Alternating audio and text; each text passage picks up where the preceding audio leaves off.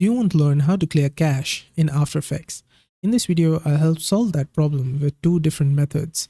So for the first method, open up After Effects and then on the top bar, go to Edit, then Preferences and Media and Disk Cache. This pop-up will open up. Here, we are already on Media and Disk Cache. Now from here, you can empty disk cache by clicking on this button. And you can also clean database and cache from here. Now once done, click on OK. And also you can do it faster by clicking on Edit, Purge, All Cache. You can purge all these cache. Now the second method to clearing cache in After Effects is using keyboard shortcuts. So if you're on Windows, press these keys together, Ctrl Alt plus slash. And if you're on Mac, then you can press these keys together, which is Command plus Option plus slash.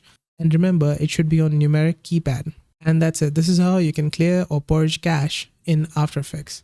Did this video help solve your problem? Let me know with a like and comment.